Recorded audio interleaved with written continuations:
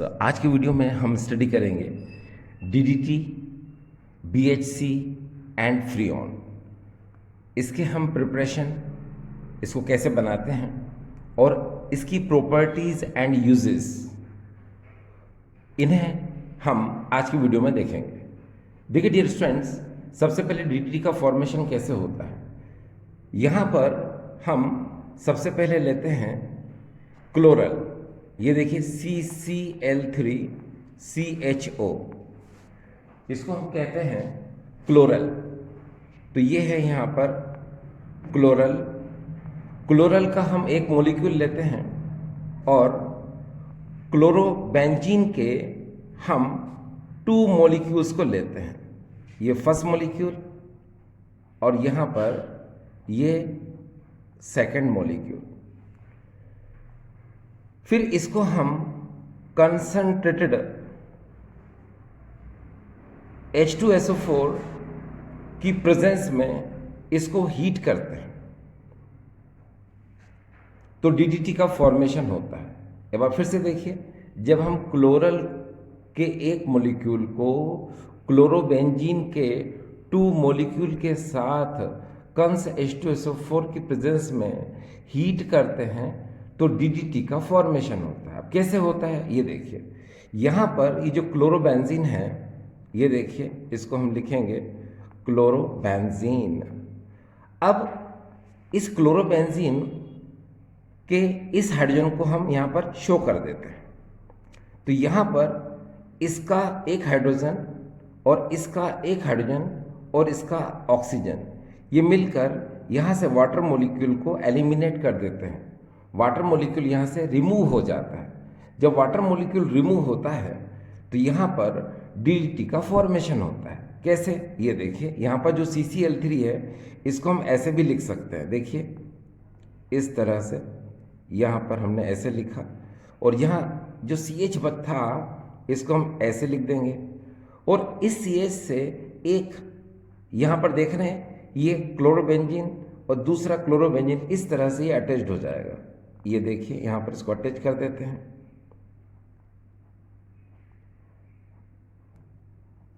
एक क्लोरोबेंजीन ये हो गया और दूसरा क्लोरोबेंजीन यहाँ पर ये हो गया। अब आपको पता है यह निकला क्या था, वाटर मॉलिक्यूल निकला था, तो उस वाटर मॉलिक्यूल को हम यहाँ पर ऐसे लिख देते हैं। ये जो है डीडीटी है, ये देखिए, इसको हम लिख देते हैं डीडीटी। अब डीडीटी का जो आईयूपीएसी नेम है वो क्या है, तो आपको पता है ये एलिफेटिक चेन है और ये एरोमेटिक चेन है। एलिफेटिक चेन को आपको पहले डिजिट देना पड़ेंगे और फिर इस एरोमेटिक को वापस से आपको डिजिट देना पड़ेगा। तो कैसे, पहले मैंने किया यहाँ 1 एंड दैट इज अ 2, ये हो गई हमारी लॉन्गेस्ट चेन। फिर हम यहाँ से डिजिट देंगे 1 2 3 एंड दैट इज अ 4। ये भी देखिए क्या है, 1 2 3 एंड दैट इज अ 4। तो क्या होता है कि सबसे पहले हम लिखेंगे यहाँ पर जो फर्स्ट कार्बन से 3Cl अटैच्ड हैं, तो इसको लिखेंगे हम यहाँ पर 1,1,1 ट्राई क्लोरो, ये हो जाएगा यहाँ पर ट्राई क्लोरो। अब सेकंड कार्बन पर ये देखिए ये भी अटैच्ड है और सेकंड कार्बन पर ये भी अटैच्ड है। अगर मान लो यहाँ पर Cl नहीं होता तो हम इसको बोल सकते थे क्या 2,2 डाइफिनाइल, लेकिन यहाँ बेंजीन के साथ फंक्शनल ग्रुप जुड़ा हुआ है, इसीलिए ये पार्ट और ये पार्ट दोनों सेम है। सिमिलर होने की वजह से यहाँ पर बिस वर्ड आता है। तो यहाँ पर क्या होगा, देखिए 1,1,1 ट्राइक्लोरो, ठीक है, देखिए 1,1,1 ट्राइक्लोरो, फिर 2 इसके लिए भी है, 2 इसके लिए भी है, तो यहाँ लिखेंगे क्या 2,2 और यहाँ पर हो जाएगा क्या बिस। अब ये इतना जो पोर्शन है इसको ब्रैकेट के अंदर लिखते हैं हम, जिसको हम सेकेंड डिजिट देते हैं उसको हमेशा क्या करते हैं, ब्रैकेट के अंदर लिखते हैं, ठीक है। तो अब हम ब्रैकेट के अंदर क्या लिखेंगे, ब्रैकेट के अंदर लिखेंगे हम 4 क्लोरोफिनाइल, तो यहाँ पर हो जाएगा ये 4 क्लोरोफिनाइल, ये हमने ब्रैकेट के अंदर लिख दिया। अब टोटल नंबर ऑफ कार्बन, ये मेन चेन में कितने थे? 2। तो हम लास्ट में यहाँ क्या लिखेंगे? ईथेन। ये देखिए, तो इस तरह से आपने क्या देखा कि ये डीडीटी का आईयूपीएसी नेम था, ये आईयूपीएसी नेम था। ठीक, एक बार फिर से देखिए, 1,1,1 ट्राइक्लोरो, 2,2 बिस, 4 क्लोरोफिनाइल और कार्बन 2 था, तो इसलिए हमने लिखा ईथेन। तो ये इसका आईयूपीएसी नेम हो गया। लेकिन अगर डीडीटी का हमको फुल फॉर्म लिखना हो तो हम सिंपल तरीके से कैसे लिख सकते हैं? पहले सिंपल तरीके से देखें। सिंपल तरीके से हम इसको ऐसे लिख सकते हैं। आपको यहाँ पर देखिए रटना नहीं है, आपको यहाँ पर क्या करना है? इसको समझना है। तो क्या लिखेंगे आप यहाँ पर लिखेंगे, देखिए, डाइक्लोरो डाइफिनाइल ट्राइक्लोरो ईथेन। देखिए सिंपल तरीके से देखिए, पहले क्या लिखेंगे? देखिए डाइक्लोरो, ये देखिए डाइक्लोरो, फिर डाइफिनाइल, तो यहां पर आएगा डाइफिनाइल, 3Cl है तो यहां लिखेंगे हम ट्राइक्लोरो, ये हो जाएगा यहां पर ट्राइक्लोरो, बिकॉज कार्बन 2 है तो हम यहां पर लिखेंगे क्या? ईथेन। ये देखिए इस तरह से। तो यहां पर हम क्या कर सकते हैं? यहां पर हमने लिख दिया इसको क्या? Dichloro diphenyl trichloro ethane. लेकिन डियर स्टूडेंट्स, एनसीईआरटी में जो इसकी नेमिंग है वो डीडीटी की नेमिंग किस तरह से है वो मैं आपको बता देता हूं। देखिए एनसीईआरटी में जो नेमिंग है वो इस तरह से, यहां पर पैराडेश डाइक्लोरो डाइफिनाइल ट्राइक्लोरो ईथेन, ये इस तरह से इसकी नेमिंग है। यहां पर ये जो आपको नेमिंग नजर आ रही है ये नेमिंग है एनसीईआरटी में। तो आप इसको प्रेफरेंस ज़्यादा देंगे इसके कंपैरिजन में। ठीक है, तो आईयूपीएसी नेमिंग तो आपको समझ में आ गई थी। और ये डीडीटी को हम किस तरह से बोलेंगे? देखिए यहाँ पर सबसे पहले ये समझना पड़ेगा कि इसको पैराडेश डाइक्लोरो डाइफिनाइल ट्राइक्लोरो ईथेन ये नेमिंग कैसे की है। तो पहले आप ये देखिए, यहाँ पर ये बेंजीन है मेरे पास, यहाँ पर ये बेंजीन है। इस बेंजीन में सपोज ये यहाँ से अटैच्ड है, यहाँ पर मान लो कोई फंक्शनल ग्रुप लगा हुआ है, तो ये जो फर्स्ट पोजीशन होती है ये और ये, इसको हम लोग बोलते हैं आर्थो। ये जो पोजीशन होती है इसको हम लोग बोलते हैं मेटा। और ये जो सामने की जो पोजीशन होती है इसको हम लोग बोलते हैं पैरा। ठीक है, अब आप यहाँ देख सकते हो कि ये यहाँ से अटैच्ड है, जैसे यहाँ से अटैच था ये, तो आपको यहाँ पर ध्यान देना है। तो ये देख रहे हो आप, तो ये पैरा, अगर हम इसको पैरा बोलेंगे तो इसको क्या बोलेंगे? Para dash. ठीक है, तो क्या बोला आप देखिए यहाँ पर क्या होगा? देखो para dash, para dash, dichloro dichloro, diphenyl diphenyl, trichloro trichloro, और बिकॉज कार्बन 2 था तो क्या आ गया यहाँ पर? ईथेन। ठीक है, तो ये हमने अभी सबसे पहले डीडीटी की प्रिपरेशन की। डीडीटी की प्रिपरेशन में आपने क्या देखा? क्लोरल के एक मॉलिक्यूल को जब हम क्लोरोबेंजीन के 2 मॉलिक्यूल के साथ कंसंट्रेटेड H2SO4 की प्रेजेंस में इसको हीट करते हैं तो डीडीटी का फॉर्मेशन होता है। वास्तव में ये जो डीडीटी का फॉर्मेशन होता है ये एक कंडेंसेशन प्रोसेस है। कंडेंसेशन प्रोसेस जिसको हम लोग बोलते हैं संघनन प्रक्रम। इसमें होता क्या है कि देखिए, जब हम क्लोरल को हम क्लोरोबेंजीन के साथ कंस H2SO4 की प्रेजेंस में इसको हीट करते हैं तो यहां पर कंडेंस्ड जो कंपाउंड हमको ऑब्टेंड होता है उसको हम लोग बोलते हैं डीडीटी। अब आपके दिमाग में चल रहा होगा ये कंडेंसेशन वर्ड का मीनिंग क्या होता है, संघनन का मतलब होता क्या है। तो देखिए डियर स्टूडेंट्स, आपने 11th क्लास में या पहले कभी पढ़ा हो। देखिए सबसे पहले आपको पता है कि यहाँ पर ये कोई लिक्विड है, ये लिक्विड है। जब आप इस लिक्विड को हीट करते हो तो ये लिक्विड वेपर में कन्वर्ट होता है। वेपर मीन्स गैस में कन्वर्ट होता है।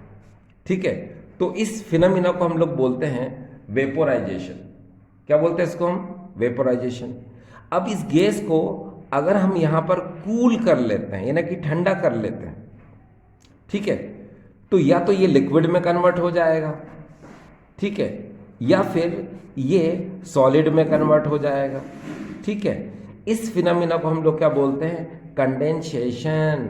तो यहाँ पर यही हो रहा है क्या कि जब हम क्लोरल के एक मॉलिक्यूल को क्लोरोबेंजीन के 2 मॉलिक्यूल के साथ हम कंस H2SO4 की प्रेजेंस में इसको हीट करते हैं तो कंडेंसेशन प्रोसेस के अकॉर्डिंग यहाँ पर हमको DDT का फॉर्मेशन मिलता है, ठीक है। चलिए, इस समय हम पढ़ने जा रहे हैं अगला, जिसका नाम है बेंजीन हेक्साक्लोराइड। अब डियर स्टूडेंट्स, ये बेंजीन हेक्साक्लोराइड, इसका प्रिपरेशन कैसे होगा? तो सबसे पहले हम यहाँ पर देख सकते हैं कि मैंने यहाँ पर लिया है बेंजीन, ये देखिए, ठीक है, इसको हम लोग कहते हैं बेंजीन यहाँ पर। और इसका जो फार्मूला होता है वो होता है C6H6। हम इसको रिएक्ट कराते हैं 3Cl2 के साथ, और यहाँ पर हम ले सकते हैं अल्ट्रावायलेट रेज ले सकते हैं, हम यहाँ पर सनलाइट ले सकते हैं, ठीक है, क्योंकि सनलाइट में क्या होते हैं? फोटॉन्स होते हैं। तो हम जब बेंजीन का क्लोरीनेशन करते हैं, यानी क्लोरीन के एक्शन को, क्लोरीन की रिएक्शन को हम क्या बोलते हैं? क्लोरीनेशन। क्लोरीन की अभिक्रिया को जब बेंजीन से कराते हैं तो इसको क्या बोलते हैं? क्लोरीनीकरण, ठीक है। तो होता क्या है कि जब हम बेंजीन को 3Cl2 से रिएक्ट कराते हैं तो इसका जो सर्कल होता है, जो न्यूक्लियस जो होता है, वो ब्रेक हो जाता है और हमको इस तरह से BHC का फॉर्मेशन देखने को मिलता है। ये देखिए, यहाँ पर हो जाएगा Cl, यहाँ Cl, यहाँ Cl, यहाँ Cl, यहाँ Cl और यहाँ पर ये Cl। अब आपको पता है कि यहाँ क्या था? ये बेंजीन था, C6H6, यहाँ पर 3 2 जा 6, 6Cl और आ चुके हैं, है ना। तो अब क्या हो जाएगा? ये C6H6 और Cl6, यानी इसको हम क्या कहेंगे? 666, ठीक है। क्या बोलेंगे डियर इसको? 666। इसको 3 छक्के भी बोल सकते हैं हम, ठीक है। तो डियर स्टूडेंट्स, ये जो आपने भी यहाँ देखा, ठीक है, ये क्या था? BHC। अब डियर स्टूडेंट्स, इस BHC को हम यहाँ पर जब इस तरह से ऐसी एक्शन करते हैं तो स्टूडेंट्स से मिस्टेक हो जाती है। मिस्टेक कैसे हो जाती है कि जब वो बेंजीन को रिएक्ट करता है 3Cl2 के साथ तो वो यहाँ पर भी क्या कर देता है? सर्कल बना देता है। अब जब सर्कल यहाँ बन जाएगा तो फिर वो साइक्लोहेक्सेन रहेगा ही नहीं ना, क्योंकि आपको पता होना चाहिए कि जो बेंजीन हेक्साक्लोराइड, देखो बेंजीन हेक्साक्लोराइड, BHC का नाम क्या है? Benzene hexachloride. हेक्सा क्यों बोलते हैं? क्योंकि यहाँ पर 6Cl है, तो बेंजीन हेक्साक्लोराइड ये BHC का फुल फॉर्म हो गया। लेकिन जब इसके IUPAC नेम को देखेंगे आप तो IUPAC नेमिंग क्या होता है इसका? ये देखिए 1 2 3 4 5 6। तो पहले आप क्या बोलेंगे? देखो 1 2 3 4 5 6। ये देखिए, तो क्या बोलेंगे इसको? हेक्सा। यहां पर हो जाएगा ये हेक्सा क्लोरो। 6Cl की वजह से हमने इसको बोला 1 2 3 4 5 6 हेक्सा क्लोरो। अब ये है क्या? This is not a benzene, this is the cyclohexane. तो इसको हम क्या बोलेंगे? साइक्लोहेक्सेन। तो अब इसकी IUPAC नेमिंग क्या हो गई? 1 2 3 4 5 6 हेक्सा क्लोरो साइक्लोहेक्सेन, ये इसकी IUPAC नेम हो गई, ठीक है।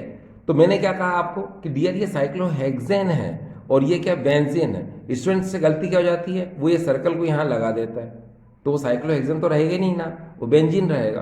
तो डियर स्टूडेंट्स, इस रिएक्शन के कंपैरिजन में अगर आप दूसरी रिएक्शन लिखें, देखिए मैं बताता हूं आपको दूसरी रिएक्शन कैसे।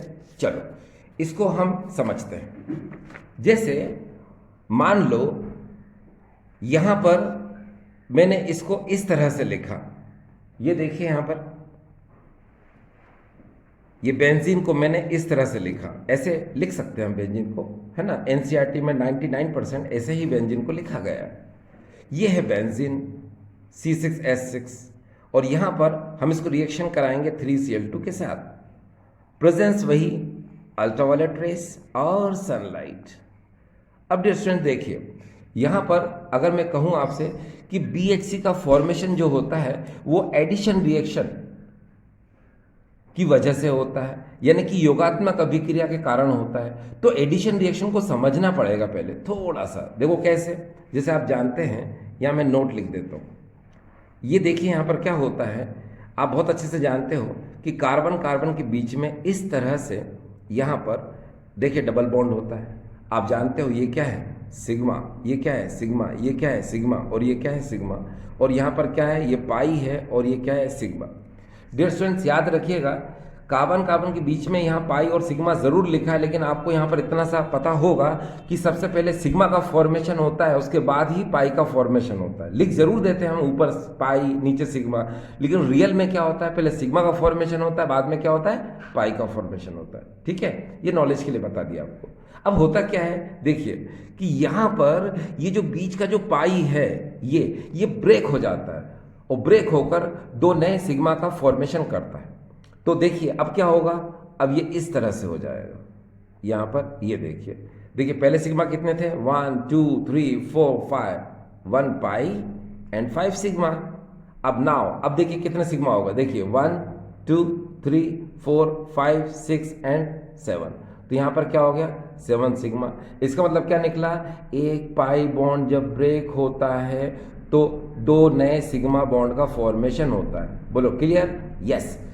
तो ये एडिशन रिएक्शन में हमें समझना पड़ेगा। अब जैसे यहाँ देखिए, जैसे ये बेंजीन है, इसमें ये बॉन्ड है, ये बॉन्ड ब्रेक होगा तो 2 Cl जुड़ जाएंगे, फिर ये बॉन्ड ब्रेक होगा तो 2 Cl यहाँ जुड़ जाएंगे, फिर ये बॉन्ड ब्रेक होगा तो 2 Cl यहाँ जुड़ जाएंगे। तो डियर बेंजीन का न्यूक्लियस तो रहेगा ही नहीं ना, ठीक है। अब ये इस तरह से हो जाएगा, ये देखिए यहाँ पर इसको हम ऐसे कर लेते हैं, Cl Cl Cl Cl Cl and this is the Cl। Clear dear students, तो यहाँ समझ में आ गया आपको C6H6। अब ये क्या है, C6H6Cl6, यानी कि आप इसको क्या बोल सकते हो, 666। ठीक, फिर करेंगे फ्रीऑन का फॉर्मेशन। देखिए डियर स्टूडेंट्स, हम जानते हैं हमारे सामने है यहाँ पर CCl4 कार्बन टेट्रा क्लोराइड, और हम इसको रिएक्ट करेंगे एंटीमनी ट्राई फ्लोराइड के साथ, और प्रेजेंस लेंगे हम यहाँ पर एंटीमनी पेंटा क्लोराइड की। अब यहाँ पर मैंने आपसे कहा कि हम कार्बन टेट्रा क्लोराइड को रिएक्ट करेंगे एंटीमनी ट्राई फ्लोराइड के साथ, एंटीमनी पेंटा क्लोराइड की प्रेजेंस में। तो यहाँ पर फ्रीऑन का फॉर्मेशन होगा, यहाँ पर फ्रीऑन का निर्माण होगा। अब कैसे, तो देखिए सबसे पहले हम ये जो कार्बन टेट्रा क्लोराइड है, इसके आगे हम इसके 3 मॉलिक्यूल ले लेते हैं, और यहाँ पर हम इसके 2 मॉलिक्यूल ले लेते हैं। ठीक है, अब यहाँ पर आपको थोड़ा ध्यान देना पड़ेगा। जैसे हमारे सामने क्या है, 2 3 जा 6F है हमारे पास, तो यहाँ पर Sb कितने हो गए हमारे पास, Sb तो हो गए भाई 2, और F कितने हो गए, 2 3 जा 6, तो ये हो गया मेरे पास 6F। ठीक, अब यहाँ पर कार्बन कितने डियर, ये देखिए यहाँ पर 3 कार्बन है, और क्लोरीन कितने हैं यहाँ पर, 3 4 जा 12, तो 12 क्लोरीन को हम 6Cl और 6Cl ऐसे लिख सकते हैं। तो देखो यहाँ पर 6 क्लोरीन, इसको मैंने 2 पार्ट में लिख लिया। अब क्या होता है, आप बहुत अच्छे से जानते हो, दुनिया का एक नियम है कि जब भी हम कुछ देते हैं तो कुछ मिलता है। ठीक है, तो कहने का मतलब ये है कि बिना कुछ दिए हमें कुछ नहीं मिलता। ठीक, तो यहाँ पर ये जो CCl4 है, ये जो कार्बन टेट्रा क्लोराइड है, इसका 6Cl वो इधर चला जाता है Sb के साथ, और यहाँ का 6F इसके साथ आ जाता है। ठीक है, यानी 6Cl जब ये Sb के साथ अटैच हो जाएगा तो यहाँ का 6F इस CCl4 के साथ क्या हो जाएगा, अटैच हो जाएगा। अब देखिए यहाँ पर क्या होगा, यहाँ पर इसको ऐसे समझो आप, देखिए ये 6Cl चले गए Sb के साथ, तो क्या होगा, ये देखिए 2Sb, अब Cl कितने थे, 6, तो मैं क्या लिखूंगा, देखो 2 3 जा 6, ये 6Cl हो गए। ठीक, अब यहाँ पर अगर हम कार्बन देखें तो कितने डियर, ये 3, तो मैंने यहाँ 3 कार्बन लिख दिया। अब यहाँ पर 6Cl है, तो 3 तो मैंने लगा ही रखा है, तो यहाँ पर क्या होगा, देखो 3 2 जा 6, Cl भी कितने हो गए, 6 हो गए। अब जब ये 6Cl गए थे तो बदले में 6F आए थे, तो यहाँ पर F कितने, वो भी 6 हैं, तो 3 2 जा 6, ये देखिए। अब जानते हो इस तरह से ये फ्रियोन का फॉर्मेशन हो चुका है। फ्रियोन आप जानते हो, फ्रियोन को हम लोग बोलते हैं क्लोरो फ्लोरो कार्बन। ये देखिए CFC, क्लोरोफ्लोरोकार्बन, इसी को हम लोग बोलते हैं फ्रियोन। अब डियर स्टूडेंट्स, यहाँ पर हमको एक बात को समझना पड़ेगा कि भाई फ्रियोन तो बहुत सारे होते हैं, मगर ये कौन सा फ्रियोन है, तो बस इसको हम समझा देते हैं आपको। देखिए डियर स्टूडेंट्स, यहाँ पर थोड़ा सा आपको समझा देता हूँ मैं। देखिए यहाँ पर ये देखिए कार्बन है, यहाँ पर ये Cl2 है, और यहाँ पर ये F2 है। ठीक है, आप समझना, यहाँ जितने भी कार्बन हो फ्रियोन में, उसमें से एक कम कर देंगे हम। ठीक है, ये 1 कार्बन है, अगर हम यहाँ से 1 कम कर दें तो क्या बचेगा, यहाँ पर 0। यहाँ Cl कितने हैं, 2। ठीक है, तो कितने भी Cl हो उसको हम हमेशा क्या लिखते हैं, 1 लिखते हैं। यहाँ पर जितने F हैं उनको F के अकॉर्डिंग लिखते हैं। कितने F हैं यहाँ पर, 2, तो हमने ये 2 लिख दिया। ठीक है, तो ये फ्रियोन को कितना हुआ, क्योंकि 0 तो लिखना नहीं है आपको, तो ये फ्रियोन हो जाएगा 12, तो इसको हम लोग कहेंगे फ्रियोन 12, तो ये हो जाएगा फ्रियोन 12। ठीक, समझ आ गया आपको। एक बार फिर से देखिए, अगर सपोज ये आपको समझ नहीं आया, हम एक एग्जांपल और ले लेते हैं। जैसे इसको देखें आप, C2, यहाँ पर हो जाएगा Cl2, और ये हो जाएगा F4। अब इसको समझते हैं कि ये कौन सा फ्रियोन है ना। तो यहाँ कार्बन कितने, 2 हैं, उसमें से कम कर दो तो क्या हो जाएगा, 1। Cl कितने भी हो, कितने लिखता है हम, 1 लिखते हैं। यहाँ पर जितने F हम उनको F के अकॉर्डिंग लिखते हैं। कितने यहाँ पर F है, 4, तो हमने 4 लिख दिया। तो ये फ्रियोन कितना हो गया, 114। तो यहाँ पर हो जाएगा डियर, ये हो जाएगा फ्रियोन 114, ये हो चुका फ्रियोन 114। ठीक है, तो डियर स्टूडेंट्स, आपको फ्रियोन का फॉर्मेशन समझ में आ गया। अब डियर स्टूडेंट्स देखिए, यहाँ पर हम DDT, BHC एंड फ्रियोन की प्रॉपर्टीज एंड यूजेस की स्टडी करेंगे। ठीक है, करते हैं इनकी प्रॉपर्टीज एंड यूजेस की। ठीक, देखिए डियर स्टूडेंट्स, सबसे पहले हमारे सामने है properties and uses of DDT। ठीक है, देखिए फर्स्ट पॉइंट है, it is a white crystalline solid powder. ये वाइट क्रिस्टलाइन सॉलिड पाउडर होता है। The melting point of DDT is 382 kelvin. इसका मेल्टिंग पॉइंट 382 केल्विन होता है।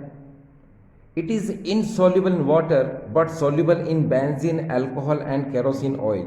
ये वाटर में सॉल्युबल नहीं होता, लेकिन benzene, alcohol and kerosene oil में ये सॉल्युबल हो जाता है। आगे, DDT is powerful insecticide. It is used to kill mosquitoes which are responsible for malaria. देखिए डियर, DDT एक पावरफुल इंसेक्टिसाइड है। ये एक प्रभावशाली कीटनाशक है।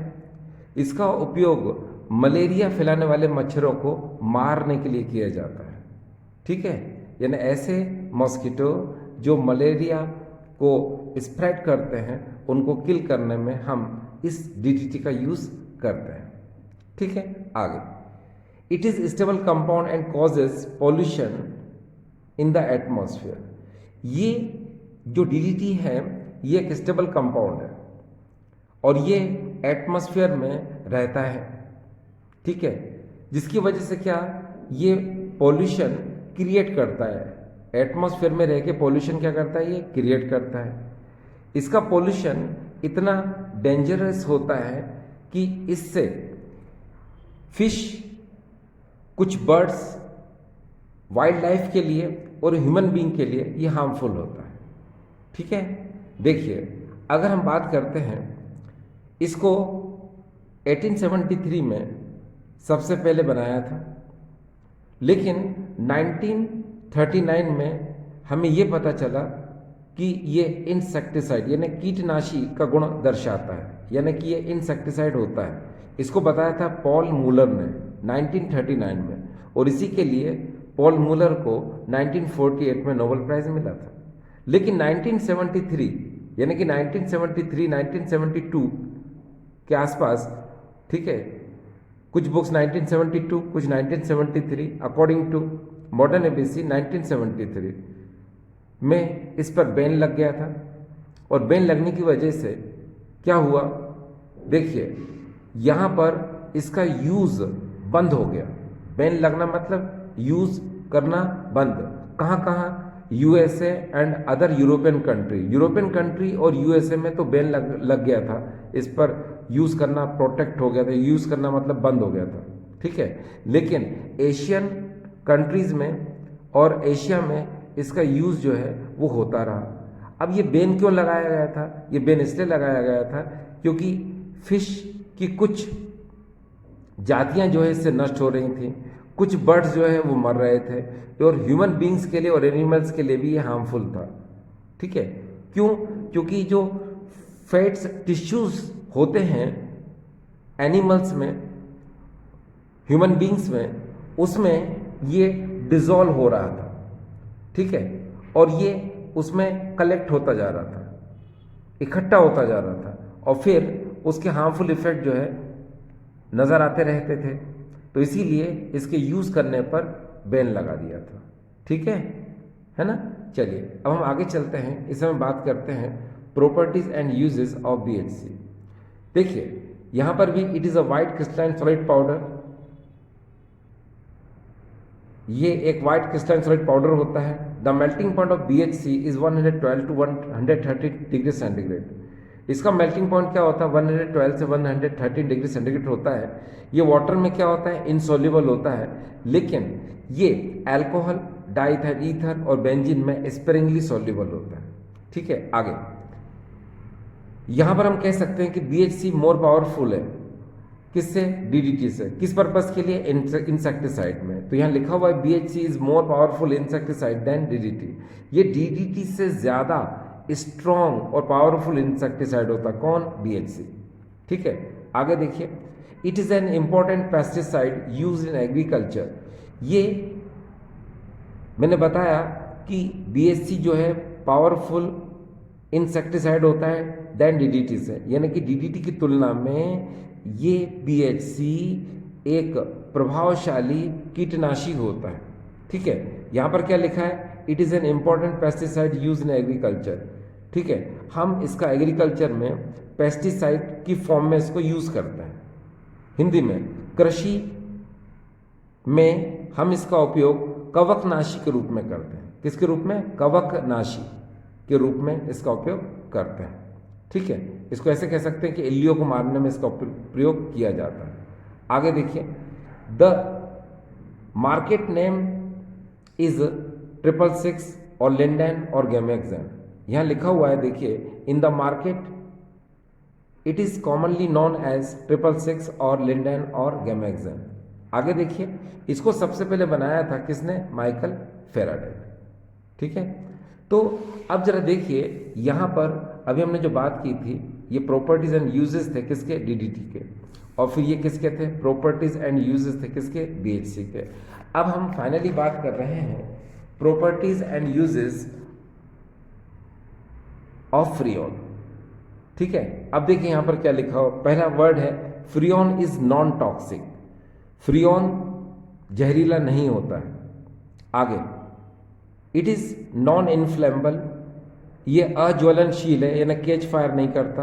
आगे, एंड नॉन कोरोसिव, ये असंक्षारक होता है, यानी कि इसको अगर हम किसी सब्सटेंस के साथ अगर यूज करते हैं तो ये उससे रिएक्ट नहीं करता, ठीक है, उसको उसके लिए हार्मफुल नहीं होता, ठीक है, उसको कोई हानि नहीं पहुंचाता, ठीक है, उस सब्सटेंस के लिए जिसमें हमने इसको रिएक्ट कराया है, जिसमें रखा है, ठीक है। आगे इसमें लिखा है more stable and easily liquefiable gas. ये देखिए मोर स्टेबल होता है, बहुत ज़्यादा स्टेबल होता है ना, यानी अधिक स्थायी है। एंड इजीली लिक्विफेबल गैस, ये ऐसी गैस है जो आसानी से क्या हो जाती है? द्रवित हो जाती है, यानी ऐसी गैस है जो इजीली क्या होती है, लिक्विफेबल, यानी इजीली लिक्विड में कन्वर्ट हो जाती है। आगे, freon are used as refrigerants in refrigerator and air conditioners. देखिए फ्रियोन को हम यूज करते हैं एज ए रेफ्रिजरेंट, काय में, रेफ्रिजरेटर एंड एयर कंडीशनर, ठीक है, यानी कि फ्रीज और वातानुकूलन में, यानी कि एसी में हम इसका यूज करते हैं। आगे देखिए next, it is used as propellants for aerosols and forms. देखिए ये एक बहुत इंपॉर्टेंट पॉइंट्स है यहाँ पर, it is used as propellants, ये देखिए propellants, it is used as propellants, इसका उपयोग हम नोदक के रूप में करते हैं। अब ये प्रोपोलेंट्स का मतलब क्या होता है, तो प्रोपोलेंट्स का मतलब याद रखिए प्रेशर क्रिएटर, यानी कि हम फ्रियोन का यूज काय के लिए करते हैं, प्रेशर क्रिएटर के लिए, इसीलिए हम इसको क्या बोलते हैं, प्रोपोलेंट्स। अब क्या लिखा आगे देखिए, फॉर एरोजोल्स एंड फॉर्म्स, ठीक है, हम इसका यूज कहाँ करते हैं, एरोजोल्स के लिए और झाग के लिए, ठीक है। अब पहले हमें यह समझना पड़ेगा कि ये एरोजोल्स क्या होता है। तो देखिए डियर्स, एरोजोल्स का मतलब पहले आप समझें, एयर प्लस सोल्स, सोल्स का मतलब होता है कि लिक्विड में किसी सॉलिड का होना, उसको हम लोग क्या बोलते हैं, सोल। तो ये क्या हो गया, एयर एंड सोल, यानी कि air plus solid plus liquid, इनके मिक्सचर को हम लोग क्या बोलते हैं, एरोजोल्स, ठीक है। अब देखिए यहां पर हम बात करेंगे एरोजोल्स की।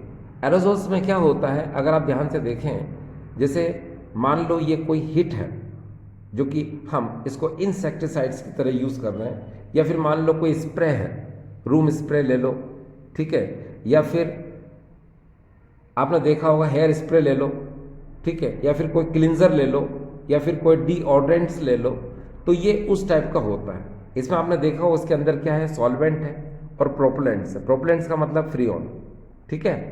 अब हम जैसे ही इस पंप को प्रेस करते हैं तो ठीक है, तो होता क्या है कि इसके अंदर जो फ्रीऑन है ये प्रेशर क्रिएट करती है, प्रेशर क्रिएट करने की वजह से जो सॉल्वेंट होता है वो बाहर निकल कर आता है, किसकी फॉर्म में, गैस की फॉर्म में, ठीक है। इसीलिए हम इसको क्या बोलते हैं डियर, ये प्रोपेलेंट्स बोलते हैं। और इसी को हम लोग कहते हैं क्या, लिक्विड का इस नोजल के थ्रू गैस में बाहर आना, इसी को हम लोग क्या बोलते हैं, एरोजोल्स, ठीक है। तो ये आपको इतना समझ में आया होगा। अब देखिए वास्तव में जैसे आपसे कहा, it is used as a propellant, यानी इसका उपयोग हम नोदक के रूप में करते हैं, क्यों, फॉर एरोजोल्स और एंड फॉर्म्स, यानी कि झाग बनाने के लिए, ठीक है। तो देखिए यहाँ पर क्या होगा, डिओड्रेंट्स, ठीक है, cleansers, shaving creams, hair spray और इंसेक्टिसाइड। इंसेक्टिसाइड में आपने देखा होगा हिट, है ना, ये कॉकरोच वगैरह को मारने में जो यूज़ होते हैं वो आपने देखा होगा। आपने ये ध्यान दिया होगा, जैसे आप इसको प्रेस करते हैं, ऐसे दबाते हैं, है ना, जैसे आप इसको ऐसे करके दबाएंगे, ऐसे दबाएंगे, तो यहाँ से क्या होता है, गैस बाहर निकलती है, ठीक है, चाहे वो डिओड्रेंट हो, चाहे वो रूम स्प्रे हो, ठीक है, चाहे वो हेयर स्प्रे हो, यानी जितने भी स्प्रे अगर आपने देखे होंगे सब में यही फिनोमिना होता है, ठीक डियर। तो आई होप डियर फ्रेंड्स आज का वीडियो आपको समझ में आया होगा, ठीक है, थैंक यू।